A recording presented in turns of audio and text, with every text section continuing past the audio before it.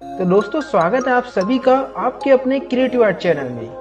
अगर adobe Photoshop में कोई सबसे ज़्यादा यूज होने वाला टूल है तो वो है मूव टूल। तो आज हम एडोब फोटोशॉप में सबसे ज़्यादा यूज होने वाले मूव टूल के बारे में जानेंगे। तो चलिए वीडियो स्टार्ट करते हैं बिना किसी देरी के।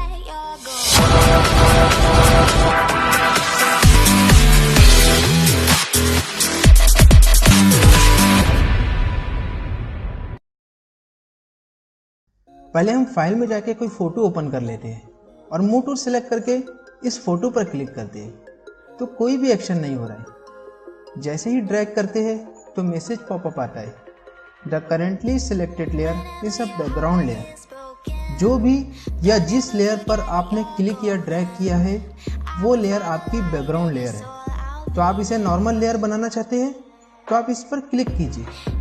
जैसे ही कन्वर्ट टू नॉर्मल लेयर पर क्लिक करते हैं तो आप देख सकते हैं ये बैकग्राउंड लेयर से नॉर्मल लेयर बन गई है। अब हम इस इमेज को मूव टूल की मदद से कहीं भी मूव कर सकते हैं। अब हम अंडू कर रहे हैं, वापस आ रहे हैं Ctrl+Z कमांड से। अंडू करते ही लेयर पैनल में बैकग्राउंड लेयर बन गई है। अब इस बैकग्राउंड को अनलॉक करने का दूसरा तरीका ये भी है, इस लेयर पैनल में बैकग्राउंड को डबल क्लिक कीजिए। यहाँ पूछेगा लेयर का नाम, आप ओके कर दीजिए। अब ये फिर से बैकग्राउंड लेयर से नॉर्मल लेयर बन गई है। अब फिर से Ctrl+Z से अंडू कर रहे हैं। बैकग्राउंड लेयर को नॉर्मल लेयर बनाने का तीसरा तरीका ये भी है, आप लेयर पैनल में देख सकते हैं यहाँ लॉक का आइकॉन नजर आ रहा है, इस पर क्लिक कीजिए। क्लिक करते ही बैकग्राउंड लेयर फिर से नॉर्मल लेयर बन गई है। अब हम मूव टूल से इस इमेज को कहीं भी मूव कर सकते हैं। तो कहने का मतलब ये है कि जब तक बैकग्राउंड लेयर नॉर्मल लेयर बनेगी नहीं तब तक मूव नहीं करेगी। अगर आप कोई भी इमेज का साइज छोटा या बड़ा करना चाहते हैं तो उसके दो तरीके हैं। पहला तरीका Ctrl+T दबाइए, Ctrl+T से ट्रांसफॉर्म सिलेक्शन आ जाएगा। इसको ऑल्ट प्रेस करके छोटा या बड़ा कर सकते हैं। और दूसरा तरीका ये है, आप इसे शो ट्रांसफॉर्म कंट्रोल पर क्लिक कर दें। क्लिक करते ही जो भी लेयर सेलेक्ट होंगी उस पर ट्रांसफॉर्म प्रॉपर्टीज अप्लाई हो जाएंगी। पर अब आपको ऑल्ट प्रेस करने की ज़रूरत नहीं है। अब आप डायरेक्ट इमेज को छोटा या बड़ा कर सकते हैं और मूव टूल से किसी भी टेक्स्ट को और इमेज को डिलीट भी कर सकते हैं। जिस इमेज या टेक्स्ट को डिलीट करना चाहते हैं मूव टूल से उसे सिलेक्ट कीजिए और डिलीट प्रेस कीजिए। अब यहाँ ऑप्शन बार में देख सकते हैं ऑटो सिलेक्ट। तो इसे जानने के लिए इस फाइल को देखिए। यहाँ लेयर पैनल में 4 लेयर्स है। अभी पहली लेयर सेलेक्ट है जिसमें गुड डिज़ाइन लिखा है।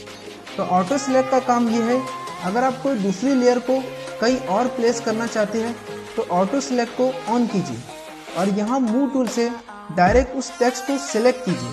सेलेक्ट करते ही वो लेयर ऑटोमेटिक सिलेक्ट हो जाएंगी। आपको लेयर पैनल में जाके उस लेयर को सिलेक्ट करने की ज़रूरत नहीं है।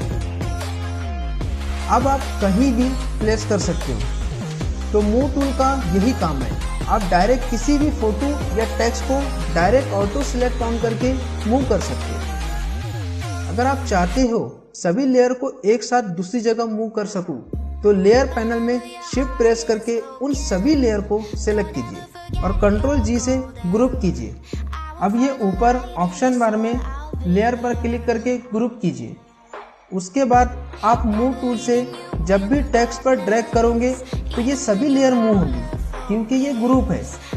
अगर आप बड़े प्रोजेक्ट पर काम कर रहे हैं तो आपको ऑटो सिलेक्ट की ज़रूरत पड़ेगी क्योंकि वहाँ बहुत सी लेयर्स होती है। अब बाकी चीज़ों को समझने के लिए एक फ़ाइल ओपन कर लेते हैं। अब हम फाइल में तीनों लेयर को सिलेक्ट करते हैं।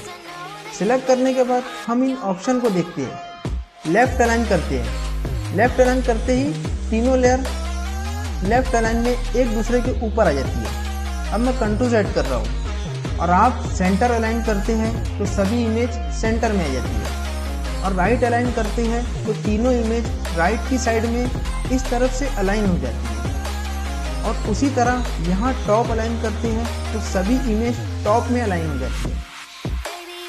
और यहाँ वर्टिकल सेंटर पर क्लिक करेंगे तो यहाँ सभी इस तरफ से वर्टिकल सेंटर में आ जाएंगे। बॉटम करेंगे तो बॉटम में अलाइन हो जाएंगे। अब यहाँ देख सकते हैं आप डिस्ट्रीब्यूट वर्टिकल ऑप्शन है। इसका इस्तेमाल ये है कि अगर आप ये तीनों इमेज को वर्टिकली डिस्ट्रीब्यूट करते हैं तो तीनों इमेज एक दूसरे से परफेक्ट दूरी पर वर्टिकल डिस्ट्रीब्यूट हो जाएगा। और उसी तरह यहाँ से आप हॉरिजॉन्टली डिस्ट्रीब्यूट कर सकते हैं। देख सकते हैं आप तीनों इमेज एक दूसरे से परफेक्ट दूरी पर आ गई है। तो दोस्तों ये था मूव टूल। उम्मीद करता हूँ आपको ये वीडियो पसंद आया होगा तो प्लीज़ लाइक कीजिए और एडोब फोटोशॉप के और भी ट्यूटोरियल्स के लिए चैनल को सब्सक्राइब कीजिए। मिलते हैं जल्द ही न्यू वीडियो में।